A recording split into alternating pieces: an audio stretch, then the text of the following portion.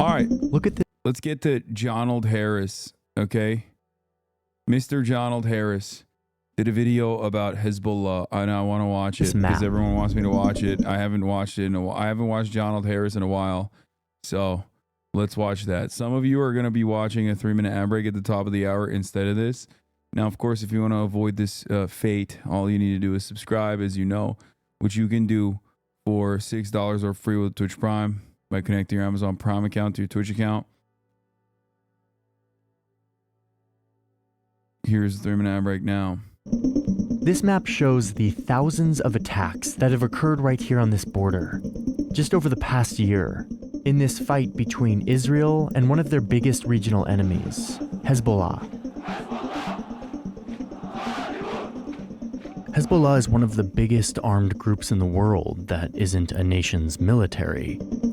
They have tens of thousands of trained soldiers and hundreds of thousands of missiles and rockets capable of reaching targets all across Israel. This threat led Israel to conduct a massive set of attacks against Hezbollah, This large explosion was seen near Beirut's international airport. in which they killed almost all of the group's top leaders, weakening Hezbollah immensely. Followed by a full-on invasion by Israeli troops to denigrate this group even further. This has been a massive escalation that is now... Okay, we're 56 seconds in, and no mention of like the deterrence principles set forth by the axis of resistance against Israel and the United States of America in the region. And it's just like missiles just started flying randomly.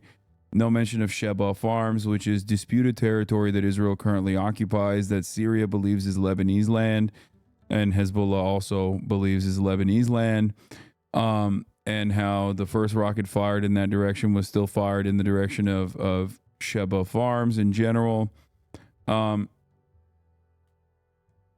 that beyond that, the back and forth missile campaigns were predominantly, I mean, it was 80% of the rockets fired in the cross-border tit-for-tat conflict was fired by Israel into Lebanon.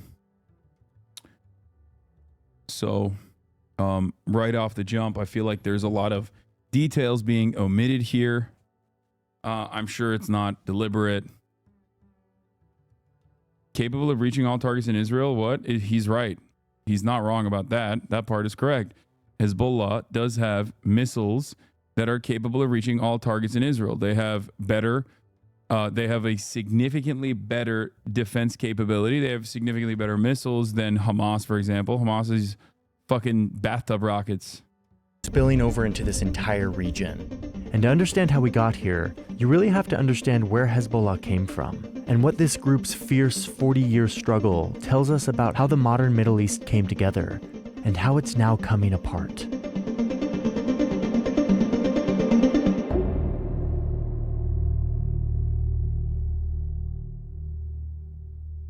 The geopolitics of the Middle East is complicated and sensitive, and there's a lot going on right now, which makes navigating the news pretty difficult, which is why I'm glad that the sponsor of today's video exists. Thank you, Ground News, for sponsoring today's video. Ground News is this new tool that I'm very excited about. What it does is it aggregates news stories from around the world. Important and timely story of the rise of Hezbollah. The story of Hezbollah really starts when the vast Ottoman Empire broke apart in the early 1900s. Europeans came in and sliced all of this up, France taking all of this territory. But then they didn't. It was picked apart by other imperial powers with colonial interests in the region. Just saying, it was what they picked up as winnings. I mean, that's what happened. They drew a line here to carve out this little mountainous region, one that was populated mostly by Maronite Christians. But the border didn't include just Christians. The French made sure to include this area to the east and this area to the south, areas that contained large populations of Shia Muslims, who were now forced into this new country where they were made a minority to the Christians, along with a few other religious groups. We're going to focus a lot down here, on this Shia heartland that would eventually become one of the most important regions in the whole Middle East.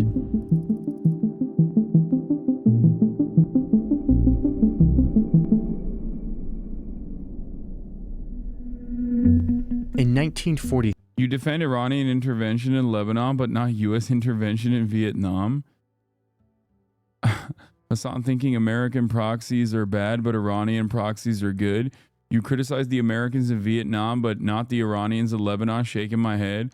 There's something very funny about installing a puppet state in southern Vietnam that is like insanely fascist while simultaneously bombing the Vietnamese population, both in southern Vietnam, northern Vietnam, and even surrounding countries, versus like a Shia militancy that rose up that I'm sure even Johnny Harris would probably fucking openly recognize. Hold on, just before you fucking start jumping to conclusions, there is a difference, okay? There is a difference. The difference is Iran wasn't pummeling Lebanon as the largest fucking imperial power at the time, while simultaneously saying like, you're going to be ruled by these guys. This is something that a lot of people always fail to comprehend. And it's very strange. American installation of puppet states, specifically fascist puppet states, are not in line with like any sort of ethnic group that it has any sort of like serious fucking any sort of serious popular momentum. They don't have like popular mobilization. That's why it's usually dictatorial. The comparison between the South Vietnamese government and Hezbollah is not a apt comparison for this reason. Iran does not have the power to be able to look at Lebanon and say, we are going to run Lebanon in the same way that America thought that they had the capacity to run Vietnam. Despite the fact that you think Iran is justified because of USA starting all this, which I agree with, but then go and state Iran can influence Lebanon. I'm not saying that Iran can influence Lebanon, okay? Iran, at the very most, can only offer logistical support to a group of individuals that live in Lebanon that became the primary fighting force within Lebanon. If you think that you have to assume that like Iran has mind control powers or something, and Iran was also not fucking peppering Lebanon with Agent Orange in the same time frame with genuine imperial interest. The axis of resistance and the dynamic within the axis of resistance changes throughout time, including but not limited to Hamas's allegiances, both in the Syrian war and in other times, specifically, especially when considering that Hamas itself is not even a fucking Shia group. They are Sunni Muslim. Huh.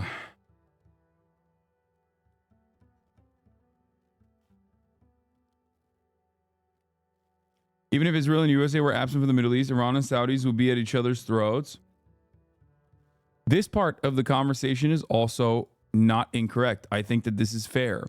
The problem is you cannot ever imagine Israel and USA being absent from the Middle East, and that especially the Saudi reign without U.S. intervention would be non-existent. So I don't know why you're talking, or Saudi Arabia in the way that it exists currently would not be a thing without the United States of America nor Israel. It is incorrect. Yeah, exactly. See, it's incorrect. If the U.S. was absent from the Middle East, Saudis wouldn't exist. Saudis propped up by the U.S.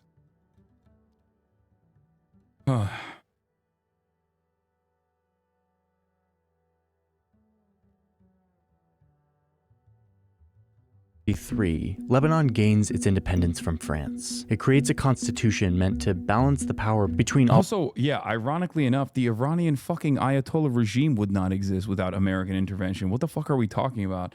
I can't believe I got so captured by the framing that this chatter was presenting that I forgot a pivotal part of this process, which is that the fucking Ayatollahs are directly a reaction to American imperialism and American statecraft in Iran specifically. What the fuck? Like, we have routinely fucked with this area. We have routinely fucked with every single country in this area, which is a resource-rich region. So we have to do that. You know, they got that thick, juicy world cum that we need. And then we're just like, oops, sorry. Well, these guys are really scary. We just have to continue intervening. And there's nothing we can do. All of these religious groups. But that balance wouldn't last, mostly thanks to what started happening down here. Like, dude, the example with Norway is apt because Norway is a country that has nationalized its extraction industries in its entirety. And one thing that I've always found, albeit reductive, is a great comparison between Norway. If these countries were allowed to develop and maybe even find themselves within the sphere of influence of the USSR, do you think without American intervention, they would look the way that they do? If they did not, if American intervention and a reactionary movement against said intervention became the only emancipatory movement against such intervention, if those things did not exist, don't you think that these countries could have developed on their own, had their own nationalist movements that may have even found themselves again in the sphere of USSR influence at times? But ultimately, don't you think that that would be beneficial for the area, for these people to have some level of sovereignty rather than be like colonial cutouts of vassal states that play a role in American empire, in Western imperialism in general? Why can't that happen? Why could that never happen? Is it because we just seemingly think when we look at these countries that they're just barbaric? They have a barbaric bone in their brains and they just can't seem to deal with themselves. They can't have any autonomy. They can never have any sovereignty whatsoever because ultimately they're just animals that need to be dominated. Is that what it is? And the answer is, I think that is the underlying sentiment with Western empire. That is literally just repackaged colonial propaganda, that these guys cannot handle themselves. Okay? So we have to handle it for them. That's unironically what the problem is here. That is how we have historically approached this process. Israel's invention, its inception, its nation statehood relies on this attitude. We had to bring in a bunch of people from the West specifically that we know are our guys to a certain degree, that we can directly control and directly fucking have a say in, that want to create a Western version of society there that need to exist there in an incredibly fucking violent manner with mass displacement and complete domination of the local indigenous population so that we always have a foothold in the region. Where another set of borders were being carved into the Middle East. The British had controlled this, but in 1948 they left, and the UN helped draw these new lines, creating a new Israel and Palestinian state. Decades of war forced out millions of Palestinians, many of whom ended up here in Lebanon. These Palestinians are mostly Sunni Muslim. Right, but these are still bourgeoisie states based on exploitation. Somehow concluding that they would not consume each other is ridiculous. Okay, the Rupert Murdoch. The point is, it would be far more favorable to every single fucking person living in these countries that were, once again, not even designed on any sort of real national boundary that they wanted to set during this time, but instead colonial cutouts anyway, that they could have autonomy and sovereignty and be normal nation states that could develop and have, you know, money that they want to spend in whichever direction they want to spend it in. Like the idea that some groups of people are simply fucking barbaric and would never be able to amount to any sort of serious governance, self-governance, is ridiculous. It is an antiquated and white supremacist idea that still dominates this region, or at least still dominates the way that we understand this region. If you don't think that European capitalist countries that are bourgeois states themselves are consistently dominating one another right now, then you can understand a similar cooperation could absolutely occur here as well, unless you think there's something different within the mind of the Arab, okay? Unless you personally think that the mind of the Arab is servile, worthy of domination, not worthy of dignity. They just simply can't control themselves. They always want to fucking eat each other alive. Same with Africa.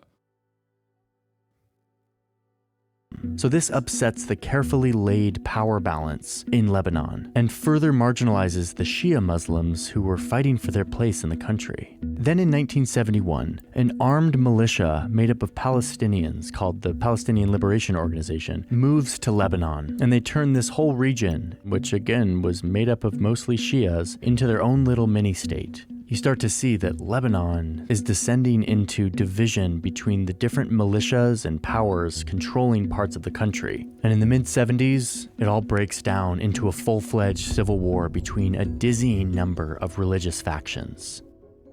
It's a war that will pull in much of the Middle East. What happened that caused them to go there? Just they were just moving in? Why was there a Palestinian liberation movement at all? We didn't just that was not a thing. I guess they just anti-Semitism, maybe? Would they not say it's the Islamic ideology rather than the mind of Arabs? That's so fucking, again, that you're just repackaging the same thing, okay? Yes, it's the same exact attitude. It is the same thing. It's the difference between Ben Shapiro saying, oh, it's not the race of the black person in America that is inferior. It is their culture. It's just a repackaged version of the same propaganda that makes it seem more permissible to a broader audience. Literally, when you hear someone say, oh, black people aren't genetically inferior, it's not something to do with their race, it's just their culture that keeps them down, understand that you're talking to a racist person. They just don't want to openly say that black people are inferior racially or genetically. Their reception, seemingly, to the only real cultural output that America really has, if we're being honest, is actually they receive their own culture differently than white people do. White people are still, of course, the largest consumers of black culture. That's another part of the equation here. Anyway. And it's a war whose most important region is down here, in this border zone between Israel and Lebanon, the place that will soon give rise to Hezbollah.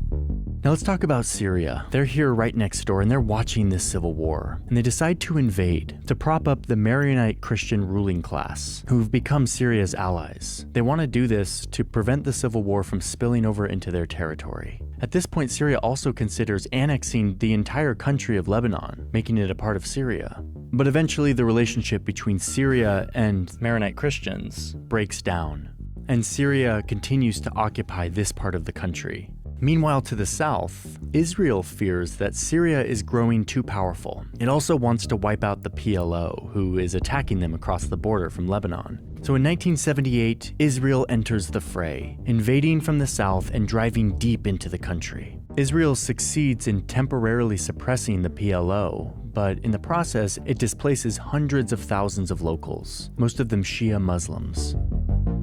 It's just sad how that accidentally happened. It's cool that Israel always has a good justification for it, you know? I'm glad at least they have a justification. They must have. Israel has a right to defend itself.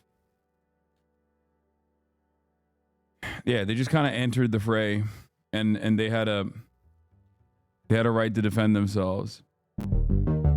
It eventually withdraws after a UN resolution. But then in 1982, after more PLO attacks, Israel invades again, this time pushing all the way to Beirut, fighting both the PLO and Syria. And this is where the conflict takes on a new dimension.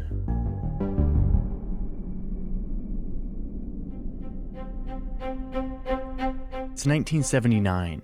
And over in Iran, the people have risen up against the US-backed dictator in this Islamic revolution led by a Shia Muslim cleric who wants— How'd he get there?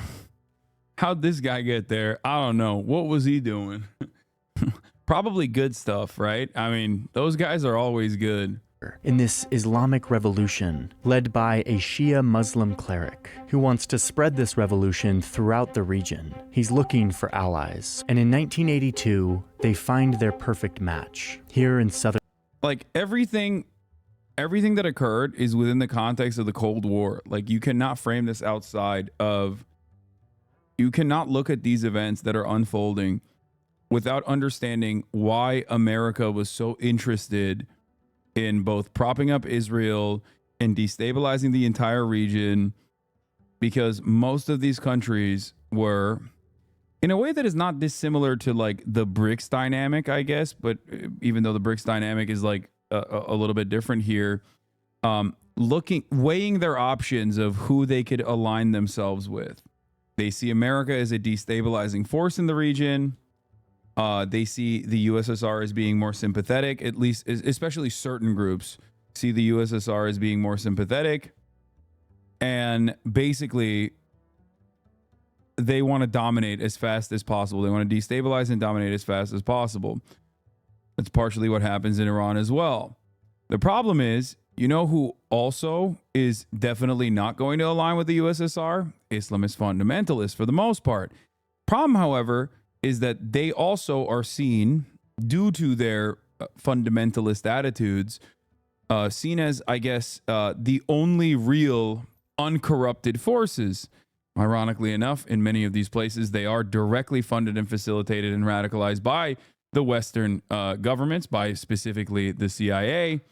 But it doesn't matter. In the eyes of the population, they're like, well, these are our guys. These are like the most annoying guys in the area. And they probably are not like, they seemingly are more anti-America than anybody else. And I don't want any sort of intervention from the British or the Americans. So I'll just go with those guys. Better than the fucking monarch puppet that was placed on top of me that's dominating my life every fucking day. Sure, we'll take a chance with this guy. And from the perspective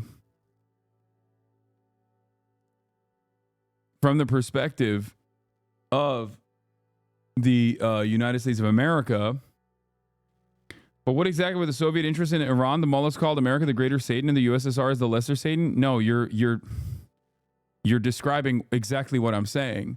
Islamist fundamentalists are, in the eyes of the American state, Islamist fundamentalists are less likely to align with the USSR's interests because the USSR is also spreading atheism within countries in its periphery. The USSR is also forcibly Russifying many of the regions that have a shit ton of Muslims inside of its own territorial boundaries. This presents a threat for a lot of the Islamist fundamentalists as well. This is part of the reason why in Afghanistan especially, you saw a bunch of Islamist militias propped up by the United States of America with the deliberate interest of bringing the USSR in to deal with a lot of the shit that the Afghan government was doing that was, aligned with the USSR at the time. But their goal was to specifically fund and offer logistical support and radicalize the Mujahideen movement so that Russia would go in to intervene. A gamble that actually panned out really well for them in the short term, which may have led to the demise of the USSR that spread itself too thin, but then kind of backfired dramatically on the United States of America when 9/11 happened, or I guess depending on whose perspective we're looking at, it paid out dividends later down the line for the American military industrial complex. So I'm not saying that I'm not saying that Islamists were USSR aligned at all. I'm simply stating that predating Islamist movements in these countries, which always existed but were nascent in comparison to like social democratic pan-Arabist pan-Arabic nationalist movements, or even, dare I say, socialist pan-Arabic nationalist movements, which presented a much graver threat to the United States' interests in the region. They played a little bit fast and loose with propping up Islamist groups that were never going to align with the USSR in their own calculation. But that is a bit reductive. The USSR never gave the same degree of support to their guys like the US did in that area. Afghanistan is sort of an exception. But for example, when Egypt was attacked by Israel, the USSR did not react and even had a weapons embargo on it. Yes. Well, they also had significantly, they had limitations in comparison to America. But not only that, but also, I'm not talking about like the USSR's willingness of cooperation. I'm talking about America's fears that they might cooperate. Anyway, the point is, for the mullahs, the Islamic Revolution in Iran, they obviously were coming off the heels of refusing Western intervention and had developed a genuine distaste for it. And I'm sure that they used any kind of sectarian boundaries that they could to their advantage. Well, not I'm sure, that's what they did. Southern Lebanon. It's a militia that rose to defend against outsiders trampling their heartland. It's called Hezbollah, which means Party of God. Iran picked this group in particular because it shares its goals of Islamic revolution and a deep distrust and disdain for Israel. Iran starts providing Hezbollah with money, weapons, soldiers, training, and leadership. And in return, Hezbollah proclaims loyalty to the Iranian Revolution and its supreme leader. What started as Lebanon's Civil War is now a regional war that is heating up. So the United States enters, leading an international peacekeeping mission to try to calm these tensions. But of course, Hezbollah and Iran hate this. They now have two prime targets in their backyard, Israel and these Western powers led by the US. So in 1983, they launch a series of terrorist attacks. A truck bomb detonated in front of a US and French barracks in Beirut that kills over 300 people. Most of the world blames not only Hezbollah, but also its backer, Iran. The fighting continues until 1989, when the mini Terrorist attacks against Europeans in Lebanon. Yeah.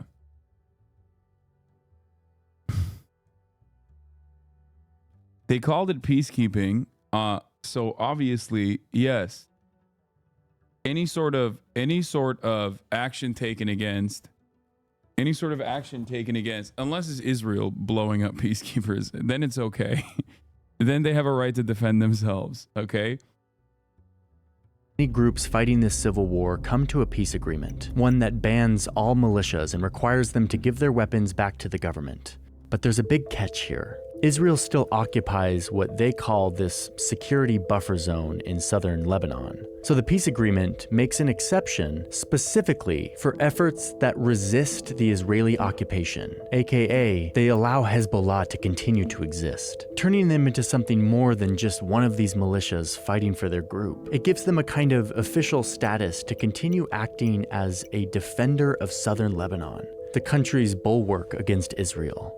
They also develop into more of a political party that gains seats in Lebanon's legislature, kind of serving as a parallel government, providing social services in the areas that it controls.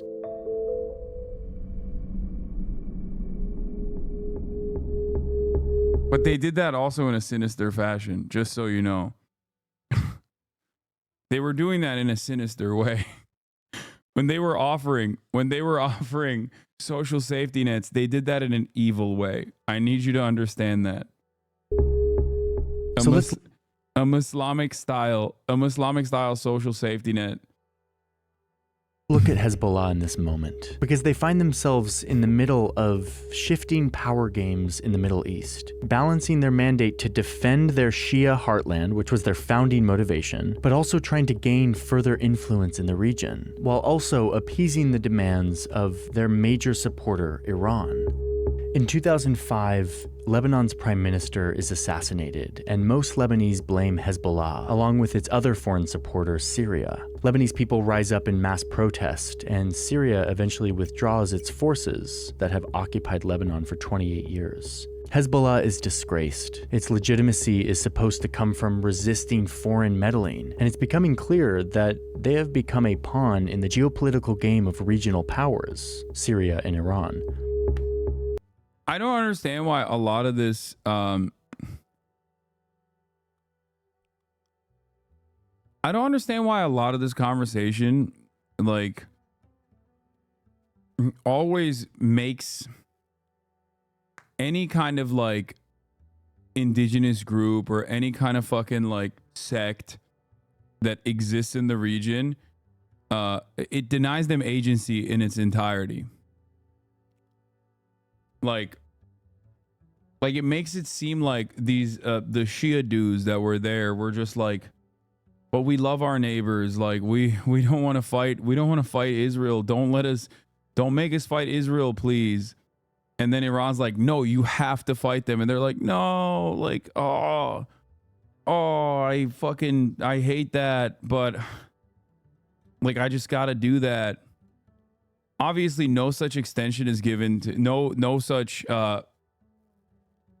analysis exists for like phalangist militias or even Israel for that matter, in terms of like them having agency and autonomy.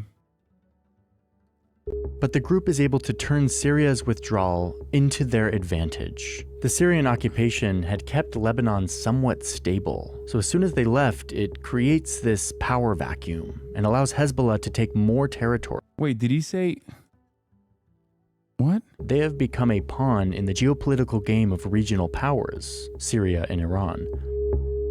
But the group is able to turn Syria's withdrawal into their advantage. The Syrian occupation had kept Lebanon somewhat. Is it just me, or is it absurd to just say they killed 300 people and not mention that they're U.S. Marines? Am I mistaken, or is even CIA Harris usually a bit more fair and accurate than this? No, I think that when he wrote, I think he wrote a video, like he made a YouTube short about the Israeli settler ambitions of occupying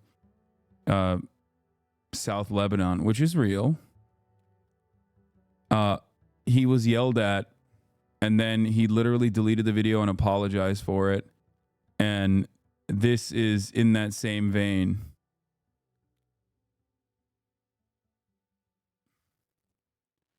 Hey everyone, earlier today I published a short form video about a group of Israelis who are calling for people to move in and build settlements in southern Lebanon in an effort to expand Israel's territory. I likened it onto the settler movement that had led to illegal settling of Israelis in the West Bank after 1967. I'm realizing now that I was wrong to equate the two.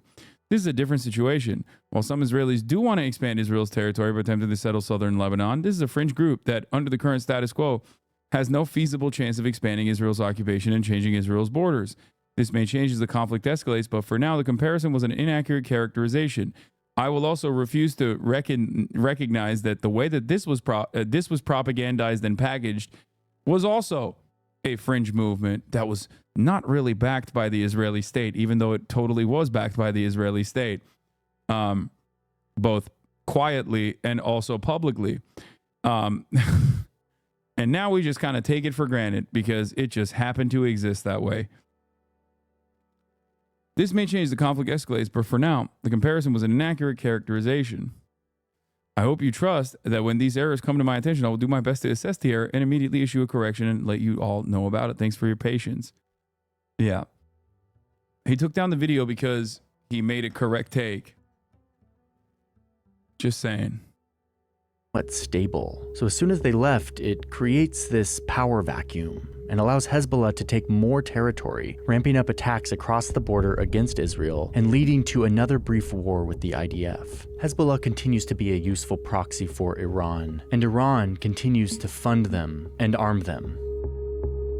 And by 2011, Iran and Syria pull Hezbollah into another unpopular conflict. They were just kind of doing that for fun. Like for no reason. They were anti-Semitically, if I might add, anti-Semitically, but also like at the behest of Iran as well, and not necessarily due to their own personal ambition or motivation of wanting to rid Israel of their territorial boundary. Yeah. 2006 war. Yeah. The PLO just kind of disappeared from the story. Strange. Yeah. It's just weird because, like, if you were to look at this entire story, there's almost always this uniting principle, which is that people don't want to get fucking blown up by a Western-backed state that routinely, also in their own way, collaborates with some of the most rabid freaks in the region that end up doing unimaginable war crimes. Like, we're talking about the 300 Marines that were bombed by Hezbollah. That is, and this is a parallel that you might understand exists with October 7. That is utterly incomprehensible in comparison to the magnitudes worse carnage that Israel has brought upon both Lebanon and every other fucking surrounding country in the region. What's interesting, especially when you skip the 2006 invasion that he just considered a brief war, is that all of these instances of Israeli incursion, which aren't simply just like a tit-for-tat military operation, targeted, precise, but almost identical to the death and destruction that you see in Gaza right now, as Israel's military doctrine for the way that it conducts itself in these quote-unquote wars is the Dahiyya doctrine, is complete destruction of all matter of civilian infrastructure. And of course, when that happens, when that much death and destruction is something that people are experiencing in the hands of a Western-backed militant settler colonial state in the region,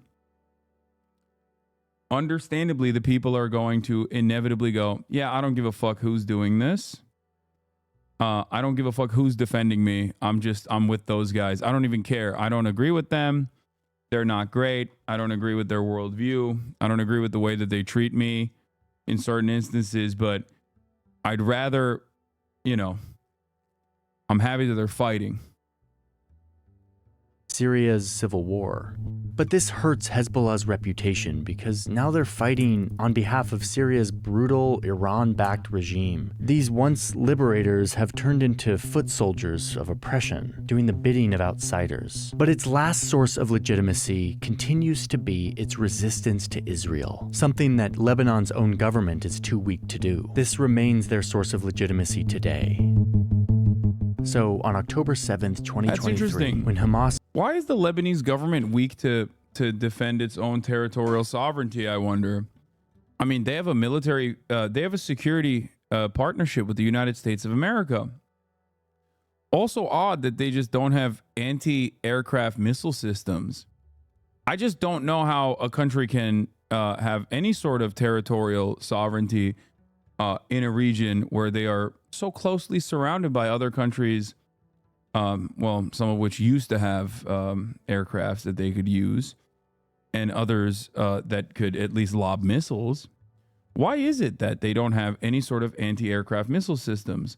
Why is it that they don't have, despite the security cooperation and partnership that they have with the American government, why don't they have some of the latest and greatest technology that is afforded to America's allies in the region?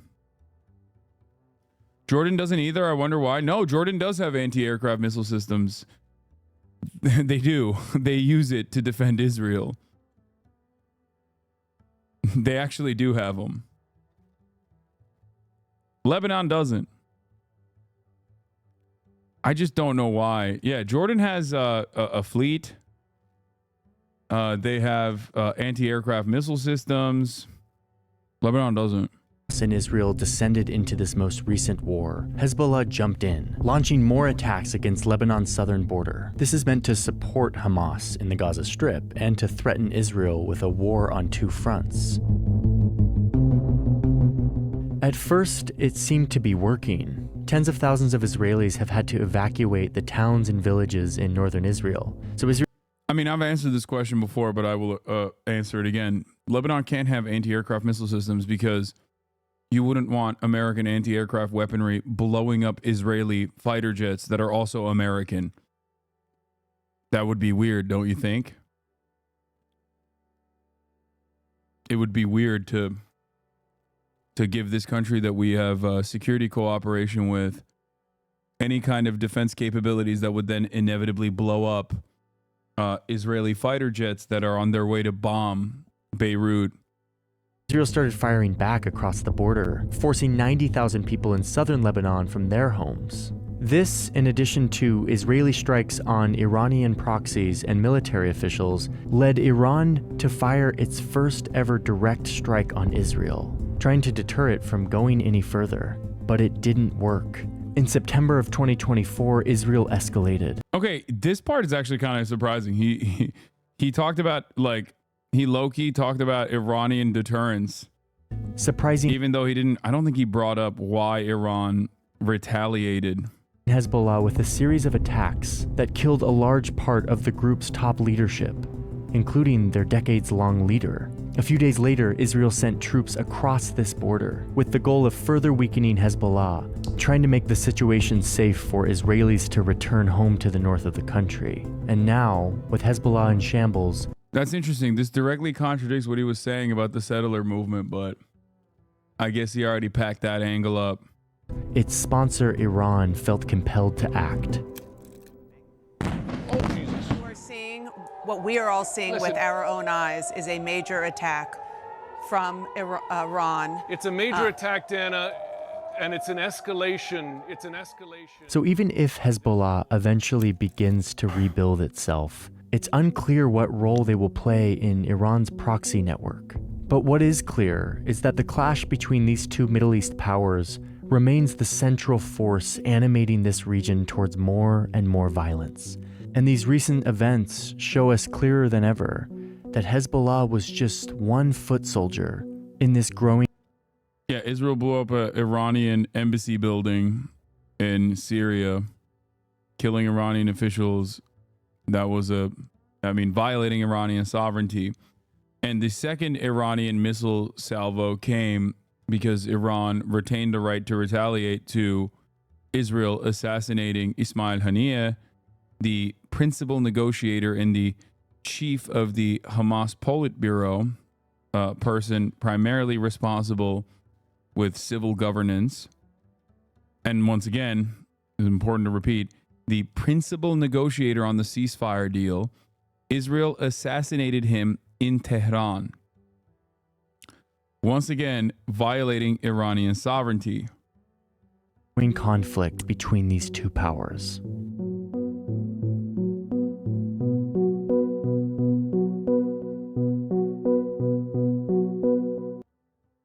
I mean, this was unimaginably reductive.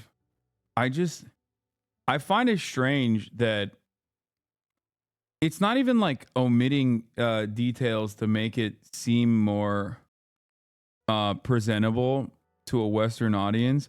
But I just don't understand why you would never like put forth motivations and the ambitions of people that are that make up these militia movements, right? Like that's just like you don't have to agree with it. You don't have to agree with them. You could do the Benny Morris thing and be like, yeah, you know, you can pull up Benny Morris and be like, yeah, the Nakba happened, but it was good. You know what I mean? You could technically look at the motivations and describe them, even if you don't agree with those motivations. The problem is Americans like to see themselves as like the heroes in every story. And they like to see themselves on the side of the heroes, on the side of the rebel groups, right? And I think one of the problems is that, did you skip the 2006 war? I often rely on them to gain a better understanding of global events. However, as a Lebanese with deep insight into this particular situation, I found your video to be somewhat misleading. It skips over key events and seems to take sides at certain points. I'd be willing to provide a detailed breakdown, pinpoint specific timestamps where the content could be more accurate, but I'm hesitant to invest the effort. if it's just going to be overlooked. If you're truly committed to presenting objective, truthful information, misleading to the point where it's almost propaganda. Yeah. Just 5 minutes in, and this video is so inaccurate. This video is made for people who have no idea what's going on. And after they will still... This is what I was thinking as well. Like, if you watch this video with fresh eyes, not knowing a single thing about, like, the inception of Hezbollah, like, Israel... Like, you would literally be more confused by the end of the video. Especially because, like, it literally just does not... It does not fucking talk about the motivations, the intent, the ambitions of any of the parties involved. Which is ironic because he doesn't even do that for Israel. He does it a little bit for Israel where he'll be like, oh, they wanted to defend themselves. But like, if you knew nothing and you came into this with fresh eyes and you wanted to like learn about at least a couple talking points, you'd be like, what the fuck did I just watch? It just seems like a bunch of people were motivated to fight for no reason, including at times even the Israeli occupying force. It's just kind of a thing that happened. People are violent and religious, and they just fight each other all the time. People be fighting. Doesn't every force enact foreign policy on their material interests like both Israel and Hezbollah should be rational actors even if they aren't nice? Yes, that is precisely the point. That is what I'm saying. Like, in a weird way, he didn't even do that thing. He didn't even do the thing where they're like, oh, their motivation is that they're fucking bloodthirsty and anti-Semitic. Like, he didn't even point the intent in the Lebanese direction or Hezbollah's direction as like some vague generalized anti-Semitic perspective. I think maybe he was just feeling like he hasn't done a lot of videos in a while or something. I don't know.